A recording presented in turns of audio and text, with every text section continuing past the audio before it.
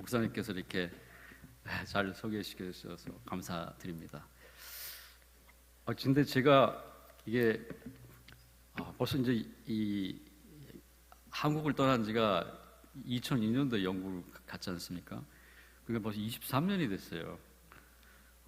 꽤 오랜 시간을 이제 영국에서 지나다 보니까 한국말로 설교할 기회가 많지 않게 됐어요. 오히려. 그래서 제가 요즘 한국말로 제가 설교를 어제 좀 연습을 해봤는데 말이 굉장히 어눌해졌더라고요. 그래가지고 여러분들이 좀 양해를 좀 해주십시오. 양해를 해주시고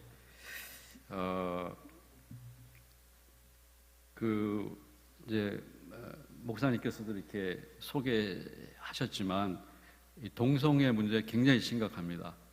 그러니까 우리가 지금 한국 교회는 아직 그 동성애가 합법화되지 않죠. 그래서 그걸 경험하지 못했지만 영국 같은 경우는 이미 합법화가 됐어요.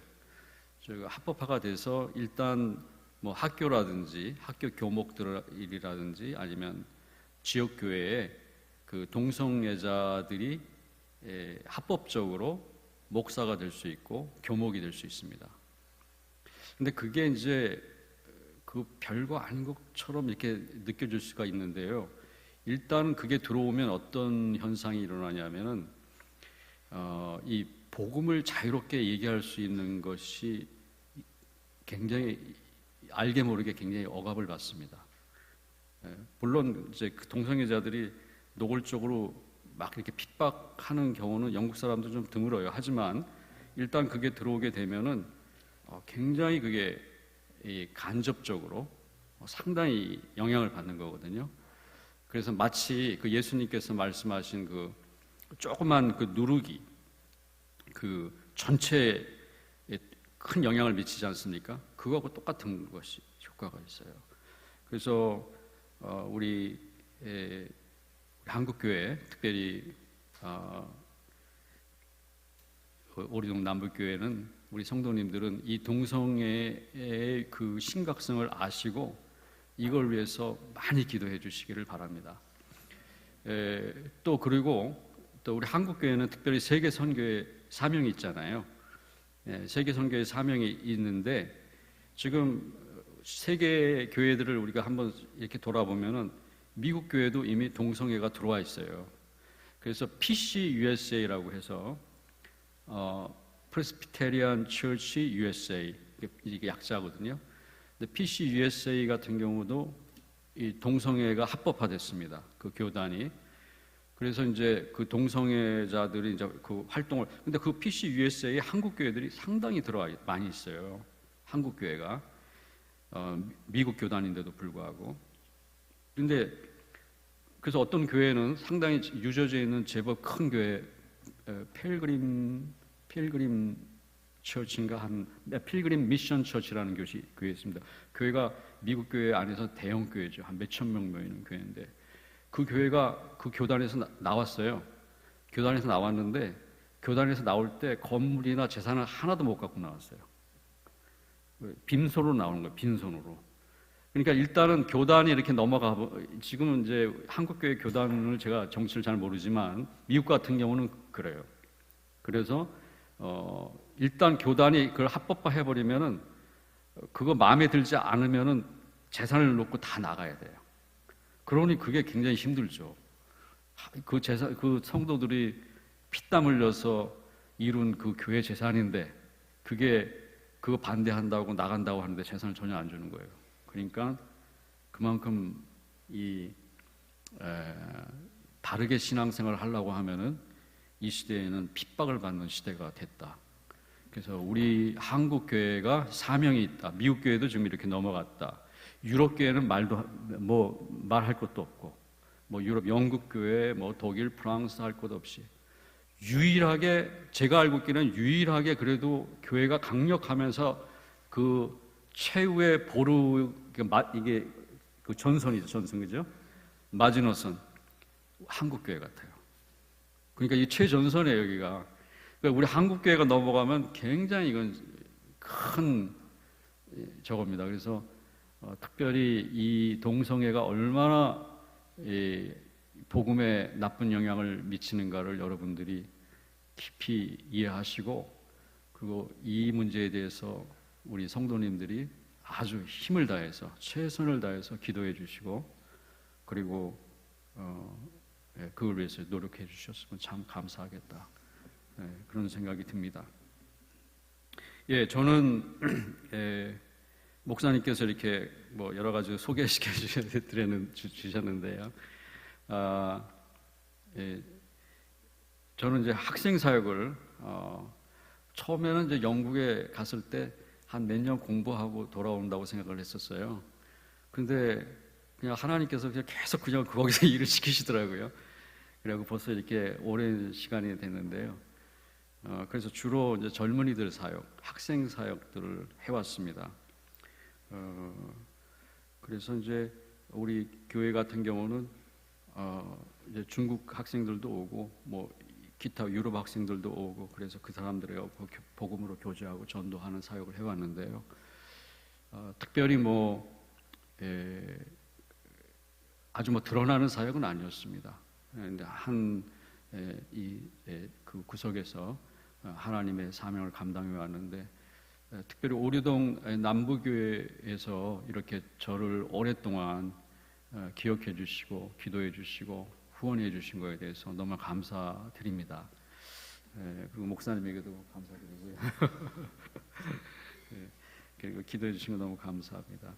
제가 이번에 오기 전에 좀 한국에 이제 그 건강 검진 때문에 1년에 한 번씩 오라고 그래서 이제 오게 됐는데요.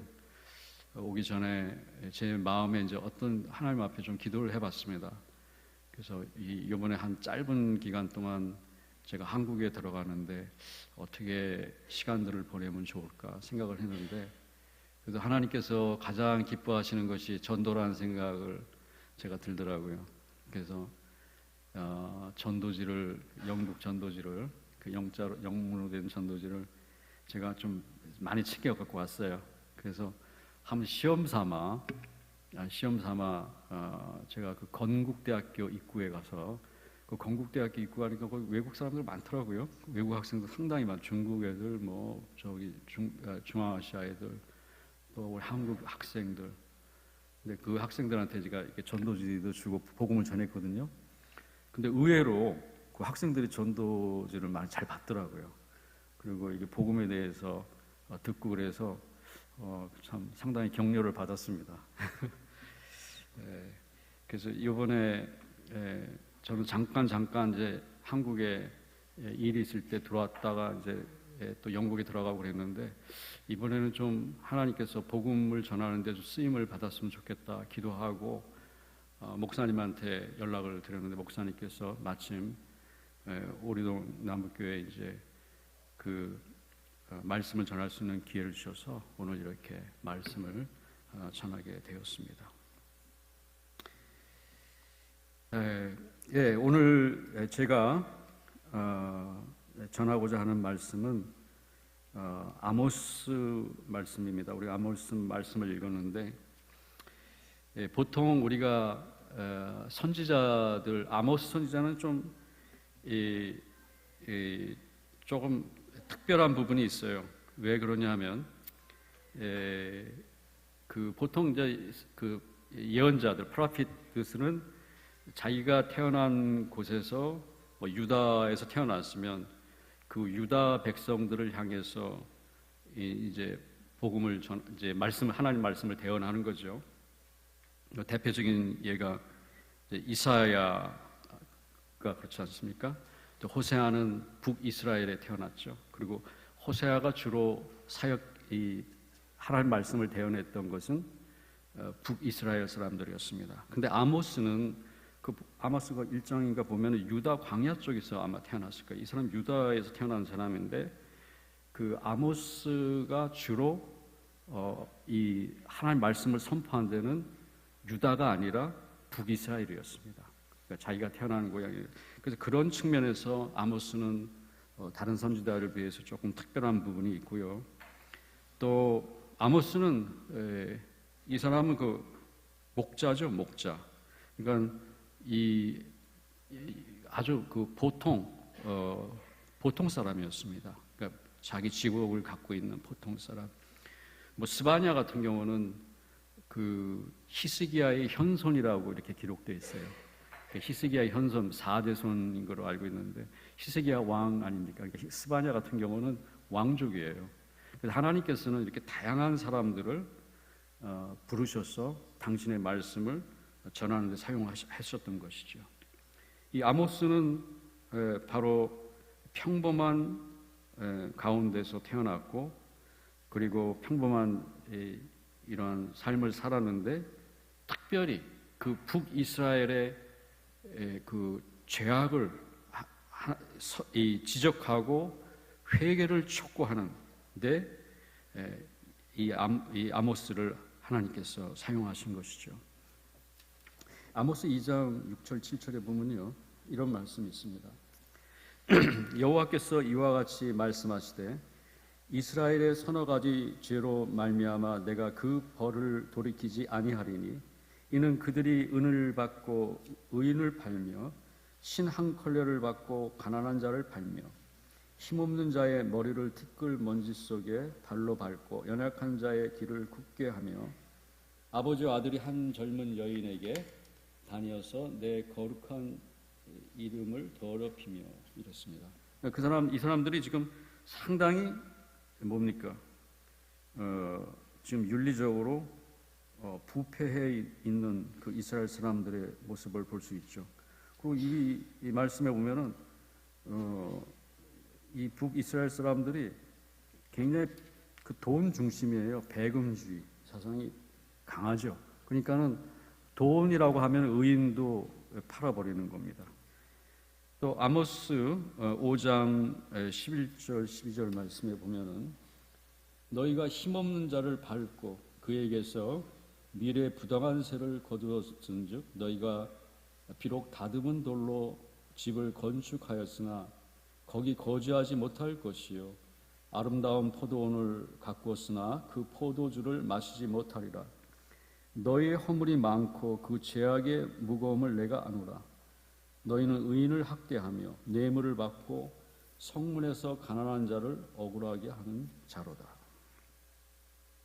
자, 이렇게 아모스는 북이스라엘의 부패한 그 사회 또 부패한 그런 윤리적인 삶에 대해서 지금 지적하고 있는 것입니다. 이 하나님과 하나님의 백성들의 그의 관계를 여러 가지로 우리가 표현할 수 있겠지만은 그 호세아서를 보면은 특별히 재미난 표현이 있죠. 하나님께서 하나님 백성들의 남편, 그죠? 하나님의 백성은 신부. 그러니까 남편과 신부의 이런 관계란 말이죠.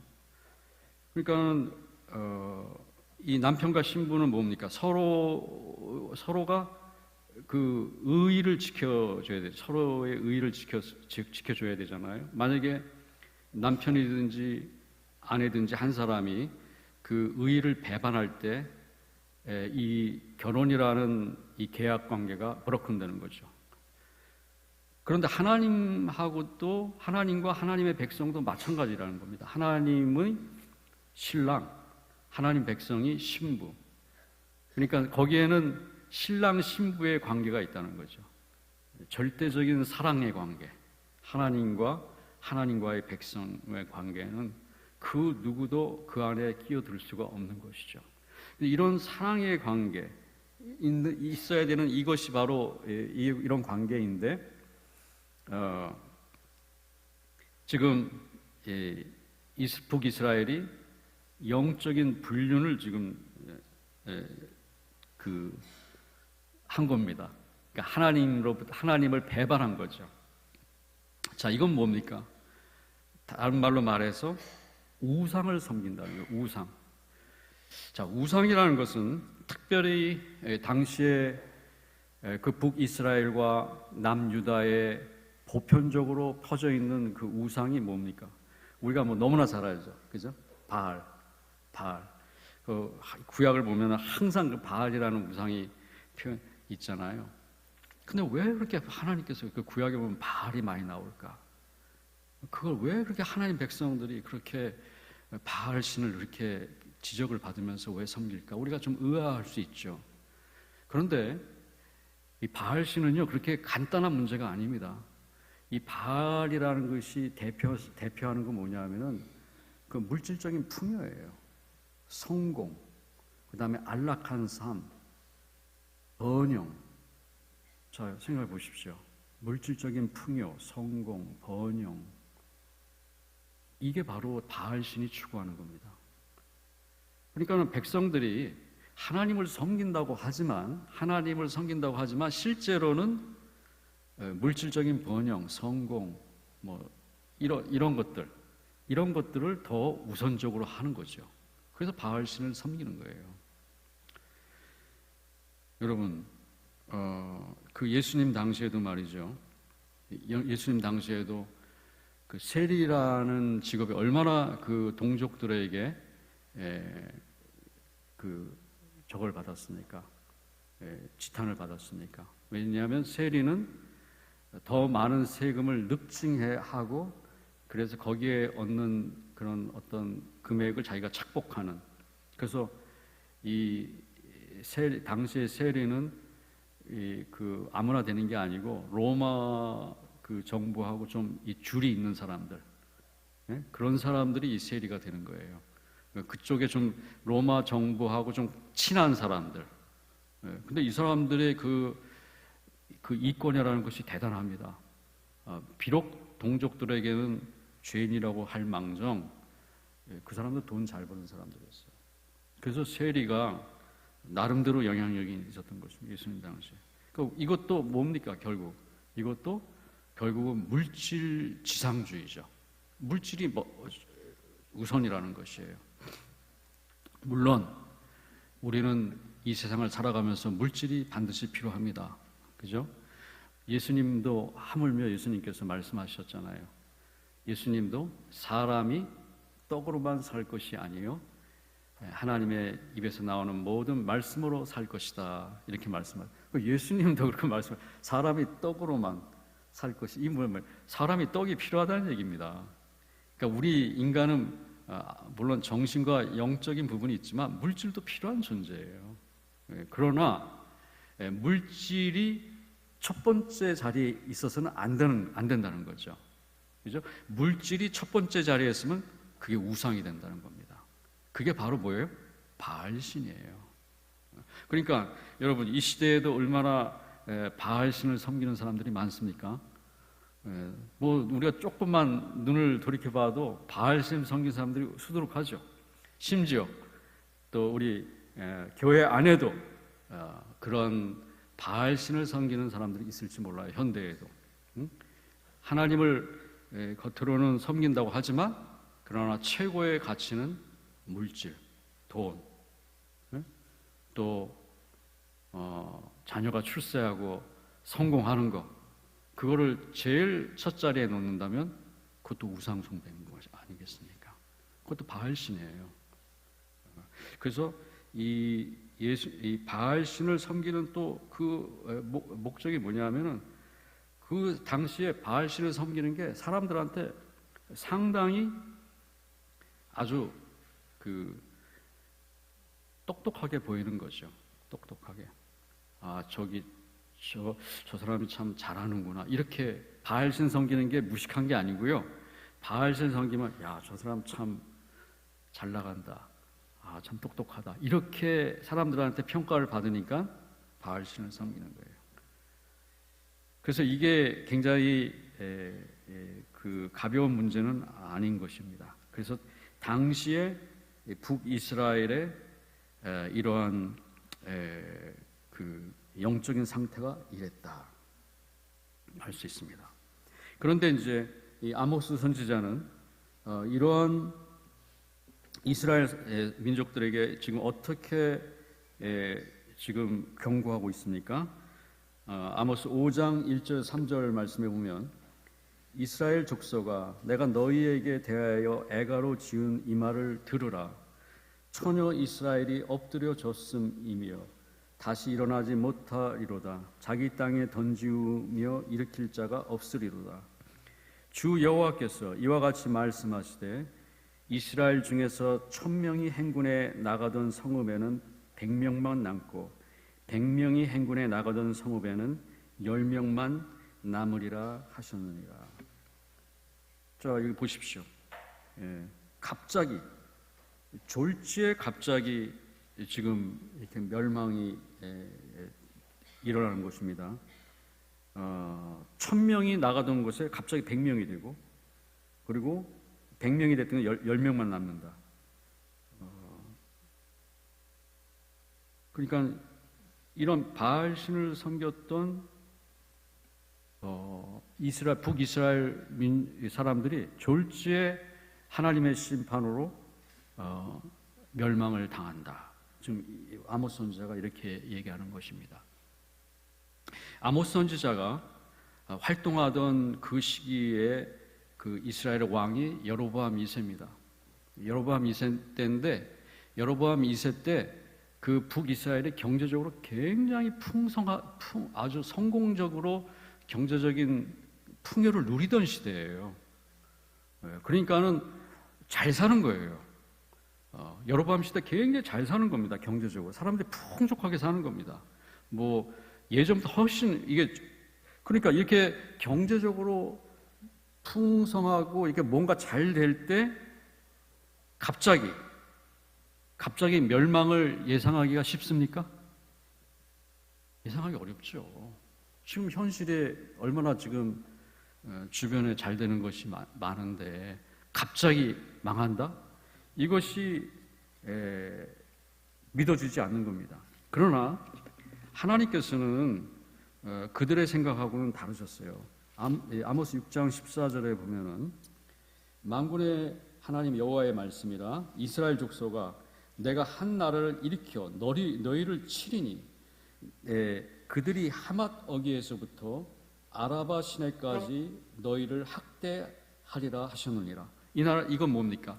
즉 하나님께서 아수르라는 강력한 나라를 일으켜서 북이스라엘을 치겠다는 겁니다. 그렇지만 현실적으로 볼 때 북이스라엘은 좀 너무 잘 살고 있거든요. 여로보암 2세 최고의 경제적인 번영의 시대를 누리고 있어요. 자, 이런 아모스의 이런 경고와 이런 하나님의 심판에 대한 메시지가 그 당시에 잘 전파되었을까요? 안 되었을까요? 어떻습니까? 여러분 대답 어떻습니까? 잘 됐겠습니까? 예, 안 됐겠죠. 너무 지금 좋은데, 너무 잘 사는데, 아니 갑자기 우리가 이렇게 졸지에 망한다는 게 이게 믿어집니까? 안 믿어집니다. 그런데 하나님은 바로 그들을 이렇게 심판할 도구를 아수르라는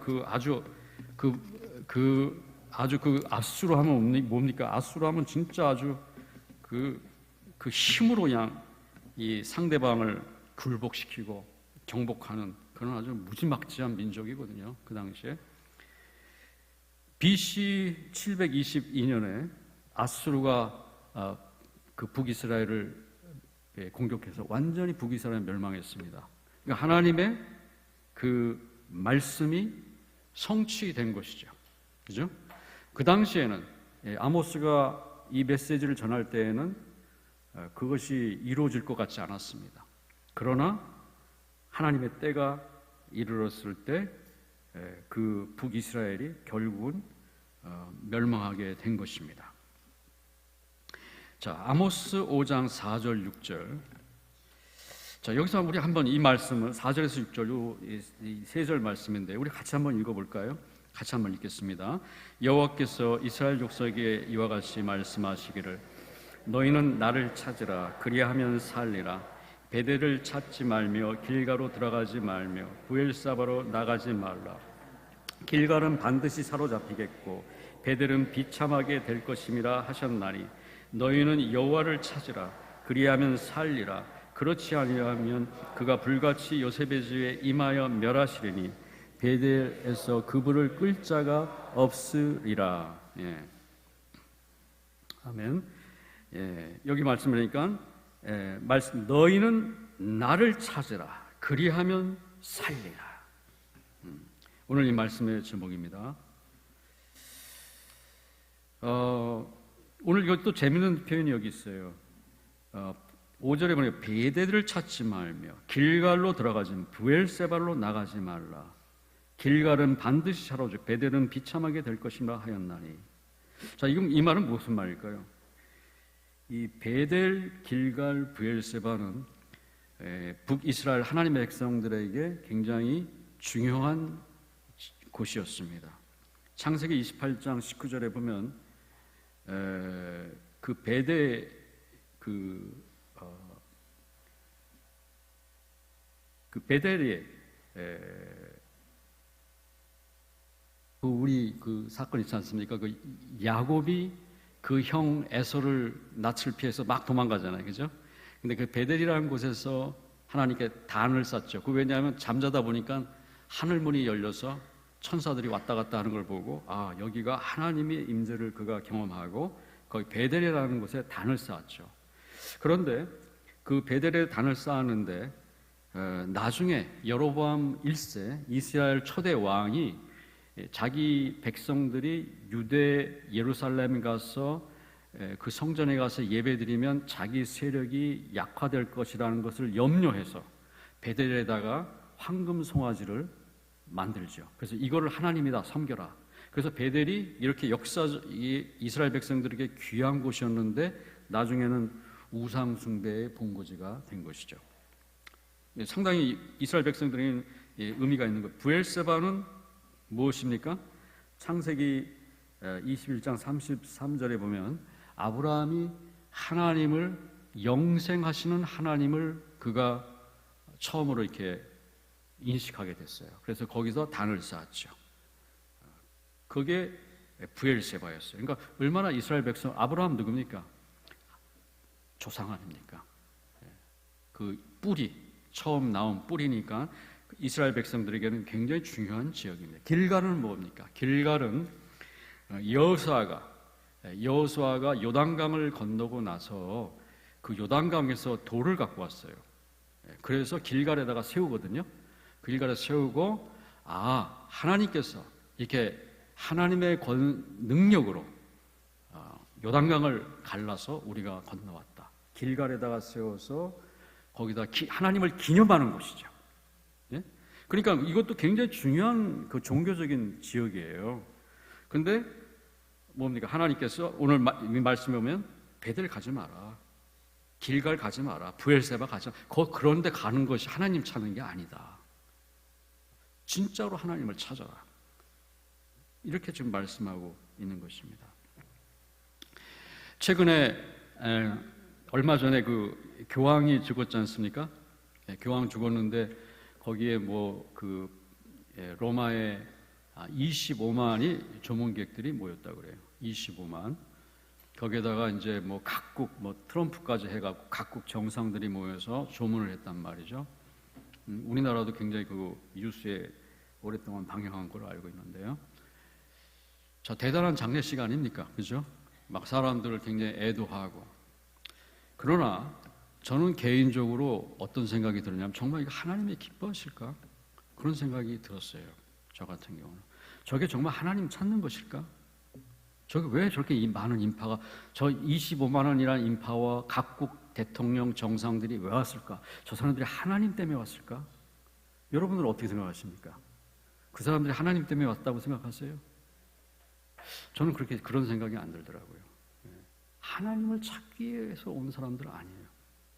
겉으로 봐서는 대단한 장례식이죠. 그러니까 우리가 그런 거 부러워할 필요 없어요. 교황 이런 장례식에서 막 이렇게 굉장히 세상적으로 막 이게 대접받고 이런 것들을 그렇게 저거 할 필요 없어요. 하나님 찾는 것이 아니거든요. 그러나 오늘 말씀에서는 하나님을 찾으라는 겁니다. 하나님을 찾으라.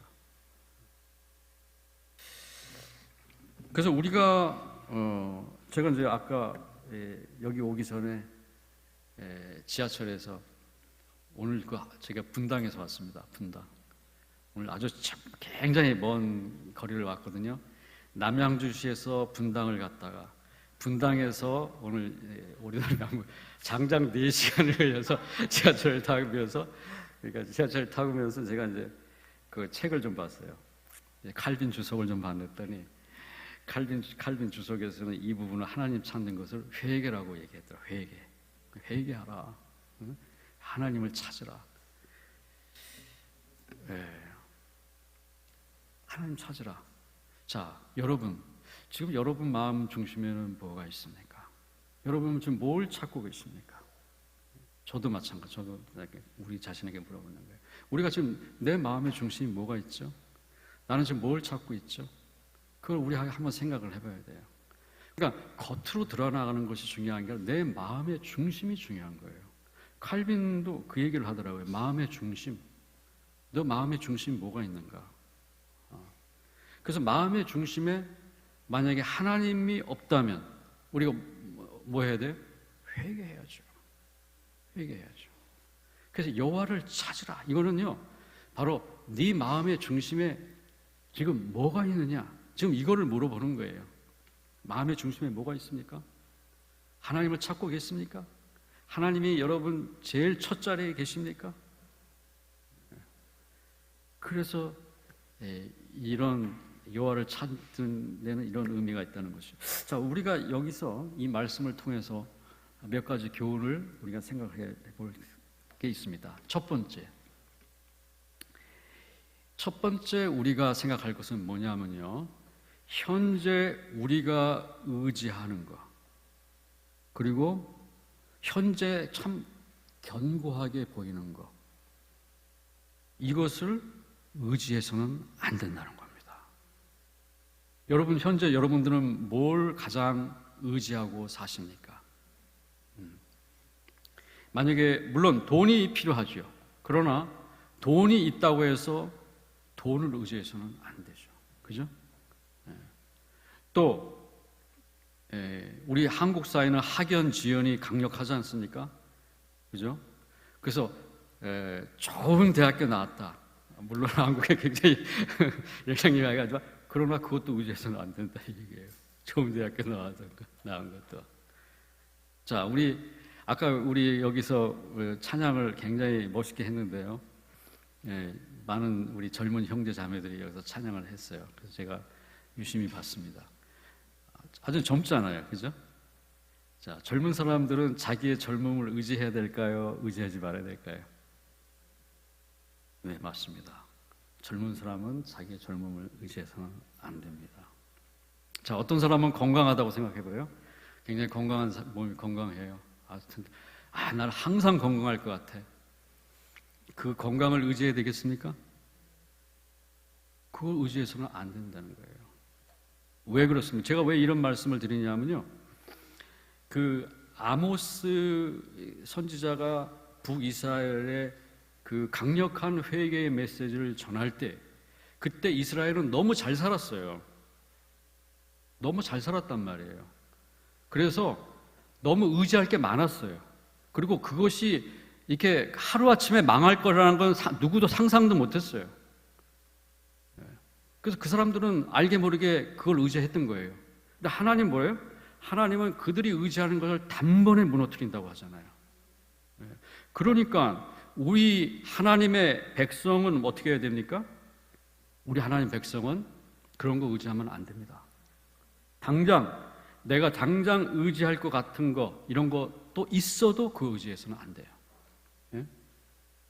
이것이 하나의 교훈이라고 할 수 있습니다. 자, 그 다음에 두 번째 우리가 여기서 교훈을 받을 것은 뭐냐면, 하나님의 심판을 인식해야 됩니다. 하나님의 심판을 히브리서 9장 27절에 보면은 이런 말씀이 있습니다. 한 번 죽는 것은 사람에게 정하신 것이요, 그 후에는 심판이 있으리니. 여러분, 우리는 이 말씀을 어떤 겁을 주려고 하는 거 아니라 이게 사실이에요. 팩트예요. 그러니까 우리는 이걸 잊어버려서는 안 된다는 거죠.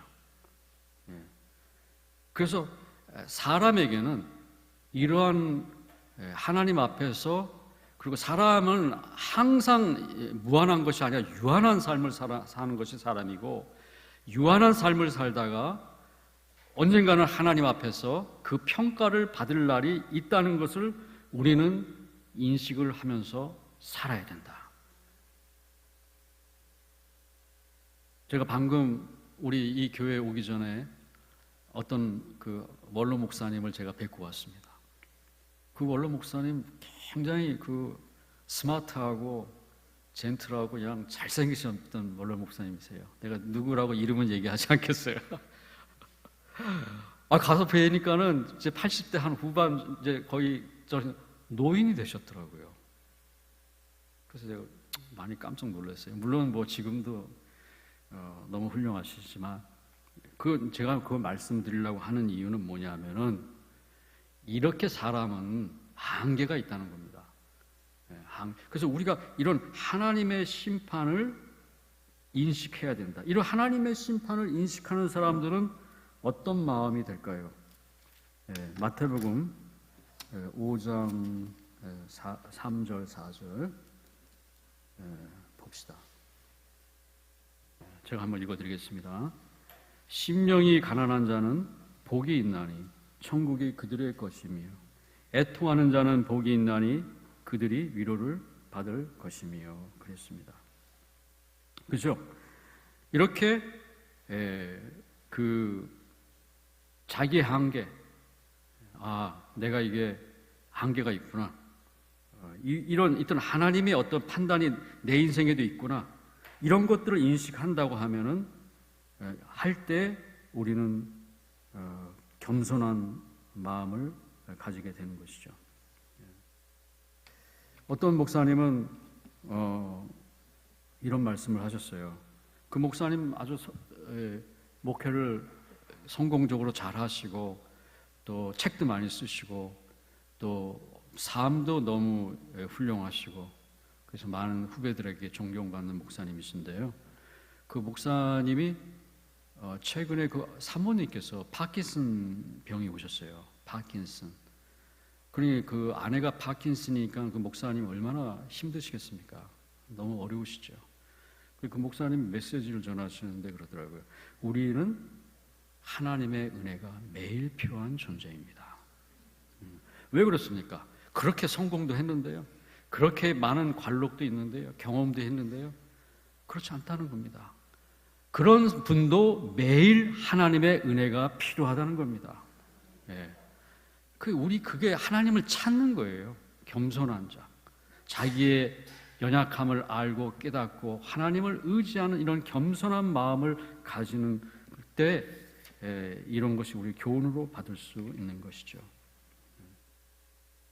그래서 우리는 매일매일 전 인생을 걸쳐서 이 하나님을 추구해야 되는 겁니다. 나의 존재는 무엇인가? 가족은 무엇인가? 유한한 인간의 삶을 인식해. 우리 가족도 마찬가지입니다. 우리 사랑하는 가족, 귀하죠. 그러나 여러분, 그 가족이 하나님보다 우선은 아니잖아요. 그렇지, 맞죠? 맞습니까? 아멘? 맞습니다. 꼭 아셔야 됩니다. 가족 물론 사랑하고 하죠. 하지만 하나님보다 우선은 아닙니다. 반석은 하나님이세요. 이거를 깨달은, 이런 걸 깨달아야 된다는 것이죠.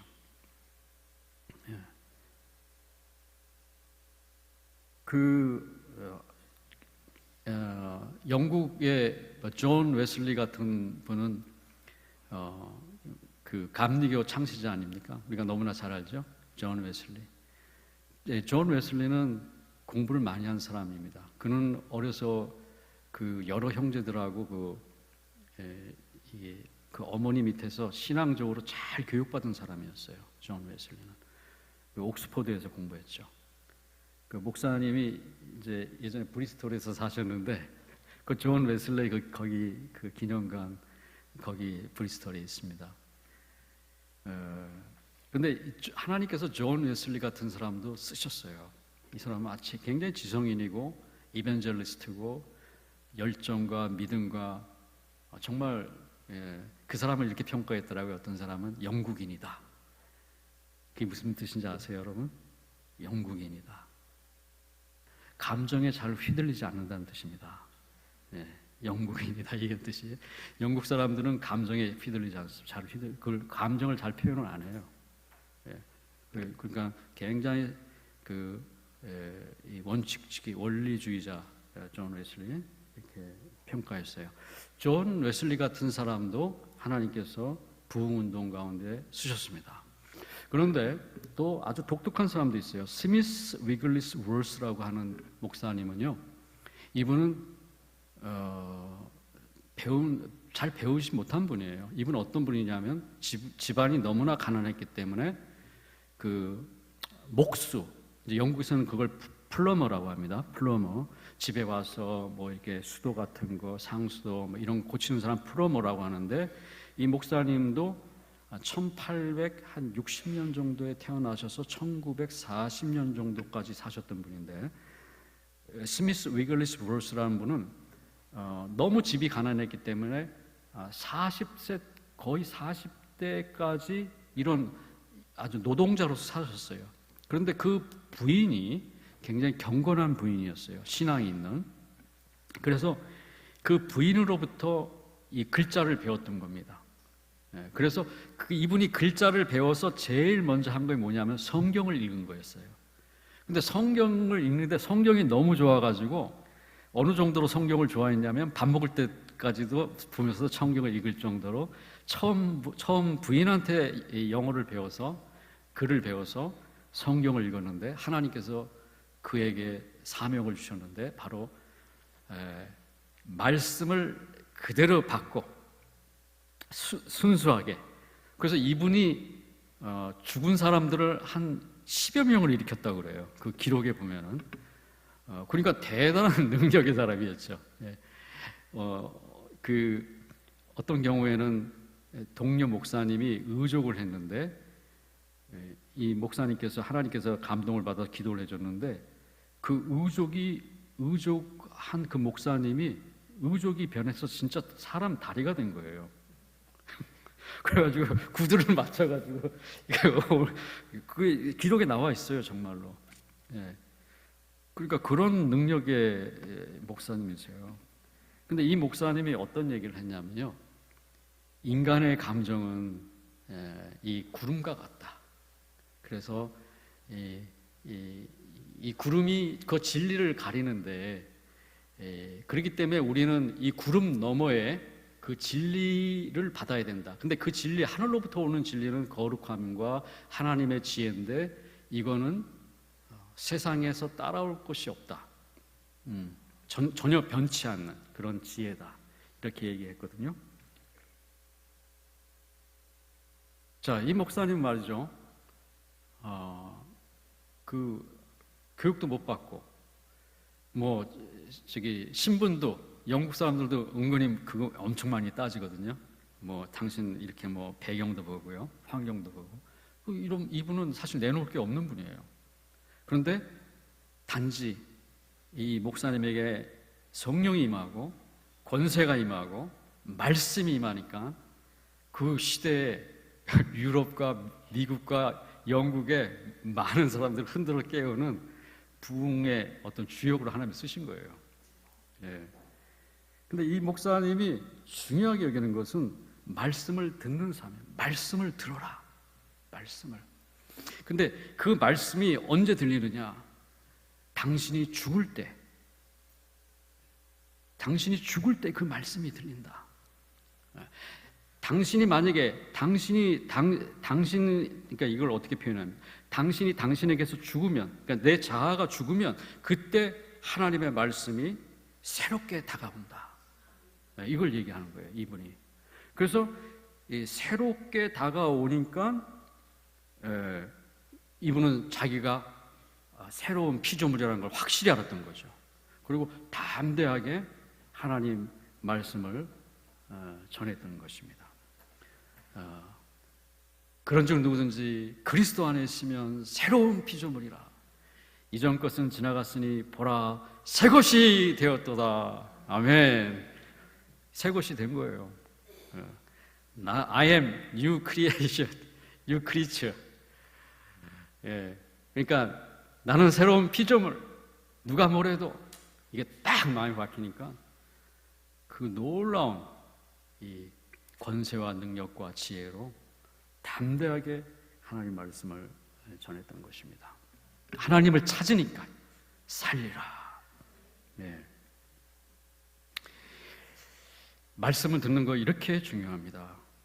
말씀을 듣는 게. 제가 제 간증을 조금 간단히 한다면요. 네. 저는 그 부모님이 저희 아버님이 예전에 배제고등학교를 나오셨지만은 그리고 공군에 계셨습니다. 그렇지만 이제 배제고등학교를 나오셨어도 그 신앙이 개인 신앙이 없으셨어요. 그래서 저는 어떤 신앙적인 배경에서 이제 성장은 못했는데요. 특별히 저희 제너레이션의 그 좀 다른 보편적으로 봤을 때는 이혼이 별로 없었는데 저희 부모님이 이혼을 하셨어요.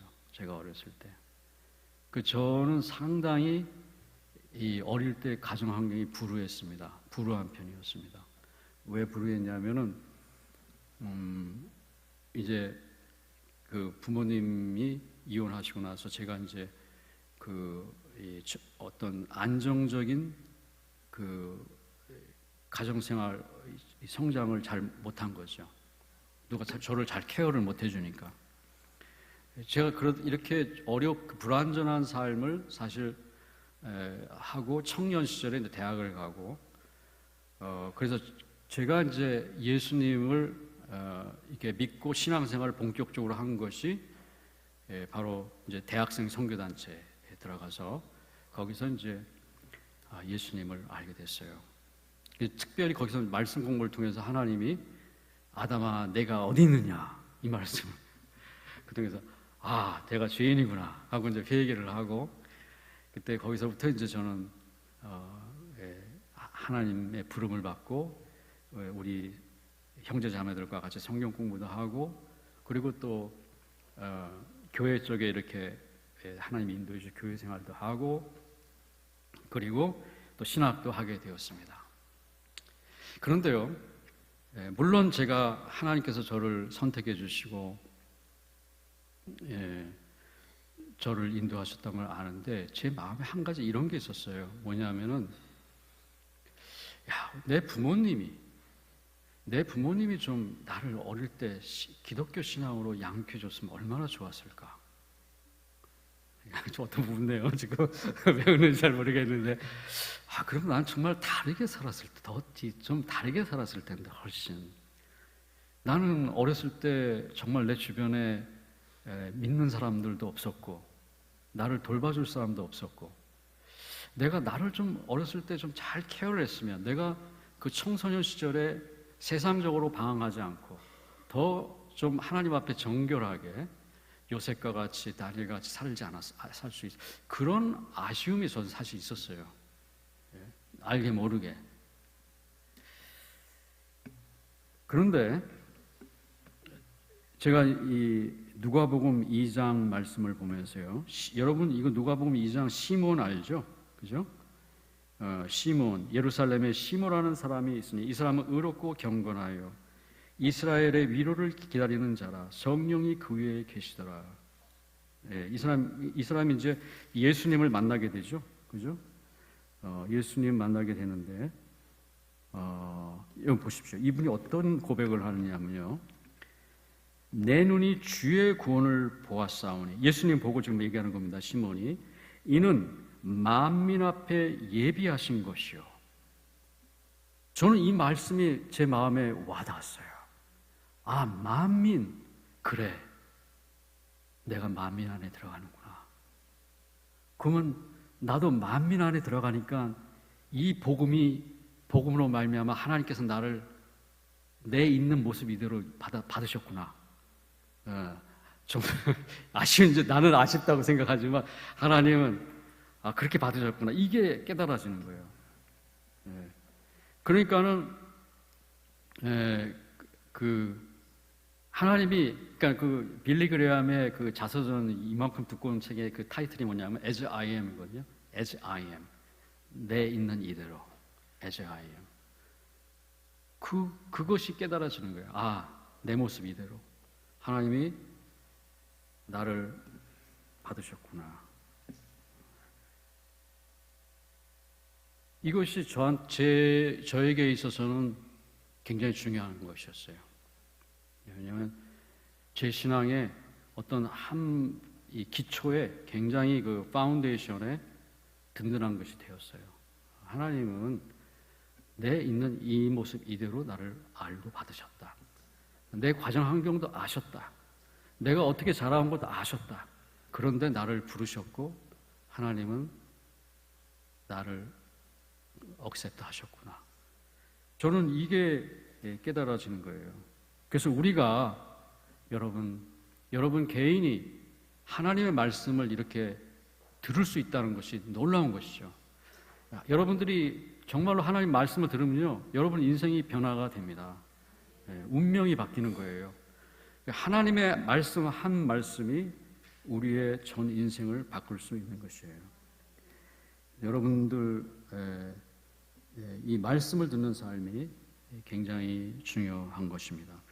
여호와를 찾으라. 그리하면 살리라. 회개하라는 거죠, 그죠? 말씀을 들으라. 그러면 살리라. 어떤 목사님은 예수님을 그냥 순간마다 보자고 그래요. 계속 어떤 유 땅땅 목사님. 근데 이 목사님이 어디에 영감을 얻었냐면은 프랭크 루벡이라는 선교사님이 계십니다. 프랭크 루벡이라는 선교사님이 어떤 분이냐면 그 필리핀의 문명 퇴치에 굉장히 그 앞장섰던 선교사님이세요. 근데 이분은 특별히 경건에 대한 엄청난 그런 관심을 가졌어요. 이분이 쓴 책이 있어요. The Game with Meaning. The Game with Meaning. 이 책은 뭐냐면요, 이분의 그 영적인 프랙티스가 뭐냐면요, 1초라도 예수 그리스도를 생각하자. 이것이 바로 이분의 일생의 표였습니다. 자, 보세요. 1분 동안 at least 1 second 바로 그 마음에 예수님을 품으라는 겁니다. 얼마나 놀랐습니까, 그죠? 우리가 이게 계속 예수님을 보는 훈련이죠. 이 예수님을 이렇게 우리가 계속 볼 때 우리가 우리 자신을 보는 게 달라진다는 겁니다. 나는 뭐입니까? 새로운 피조물이다. 나는 고귀한 하나님의 자녀다. 막 이렇게 막 붙는 거예요, 이런 것들이. 왜? 예수님을 보니까. 예수님을 보니까 회개하고 예수님을 1분에 1초씩 보니까 자꾸 이게 내가 나를 보는 게 달라지는 거예요. 아, 나는 다른 사람이구나. 여러분, 제가 무슨 말씀하는지 이해하십니까? 여러분이 이것을 아셔야 돼요. 여러분이 여러분 자신을 보는 거하고 하나님이 여러분을 보시는 거하고 다르다는 사실을 아셔야 됩니다. 여러분은 다른 사람들이에요. 하나님의 자녀예요. 새로운 피조물입니다. 그런데 마귀가 이거를 못 보게 하는 거죠. 계속 가리는 거예요. 그래서 우리는 그분을 찾아야 됩니다. 말씀을 들어야 됩니다. 회개를 해야 됩니다. 마음의 중심에 예수 그리스도를 둬야 됩니다. 왜? 진정한 나를 찾기 위해서, 살기 위해서 살아야 되지 않겠습니까, 여러분? 우리 가정도 살아야죠, 그죠? 우리 자녀도 살아야 되죠. 우리 한국교회도 살아야 되죠. 한국에 뭐 교회 문제가 있다고 하지만 그러나 여러분, 소망이 있습니다. 소망이 있어요. 우리에게 찾으면 사는 거예요. 전혀 염려할 거 아무것도 없습니다. 여러분, 우리 하나님 찾을 수 있잖아요. 여러분이 하나님을 찾는데 누가 좀 뭐라고 하는 사람이 있어요? 없어요. 여러분은 얼마든지 하나님 찾을 수 있습니다. 온 마음을 다해 그러면 산다는 겁니다. 그럼 우리에게 얼마나 기회가 있습니까, 지금? 우리에게 얼마나 희망이 있습니까? 여러분, 이 기회를 놓치지 마십시오. 여러분, 이 기회를 잡으십시오. 우리는 어차피 우리 딸이 저에게 하는 말이 아빠, 걔는 나이도 어린데 이런 말 어떻게 하는지 모르겠어요. 인생은 한 번뿐이 없는 거래요. 나한테. 알았어. 근데 제가 우리 딸이 하나님께서 딸을 통해서 얘기할 때가 참 많아요. 저한테. 그래서 걔가 얘기하면 제가 듣습니다. 얘가 무슨 얘기하나. 그럼 맞는 경우가 참 많아요. 정말 걔 말이 맞는 경우가 있더라고요. 우리 인생은 우리 인생이 얼마나 놀랍습니까? 여러분, 우리 인생은요, 우리 인생은, 제가 그 단어를 갑자기 잊어버렸어요, 지금. 인생이.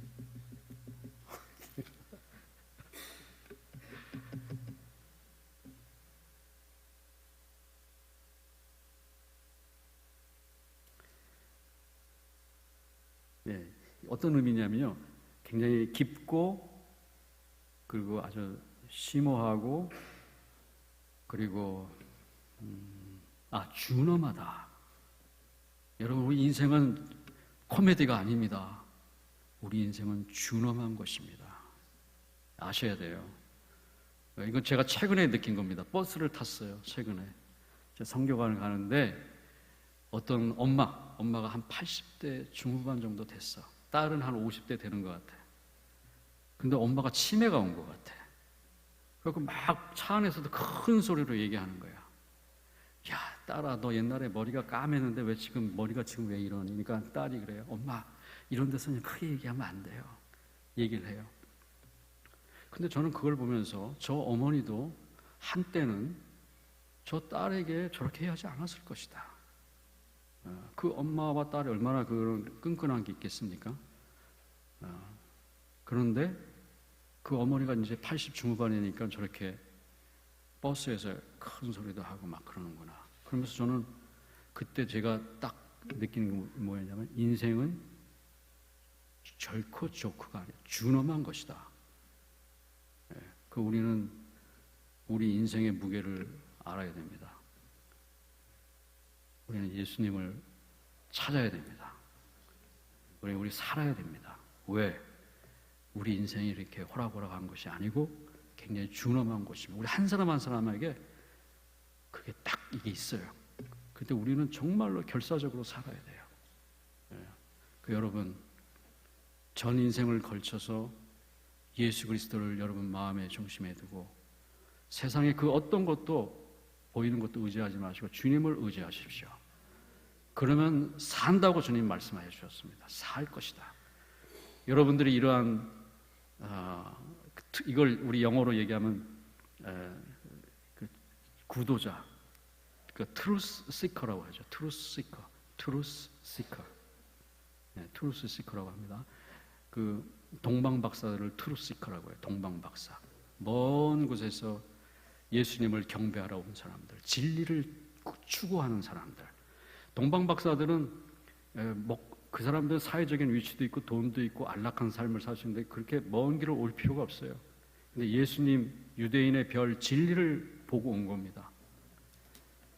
우리 모두가 이러한 트루스 시커가 되기를 원합니다. 승리하기를 원합니다. 잠깐 기도하겠습니다.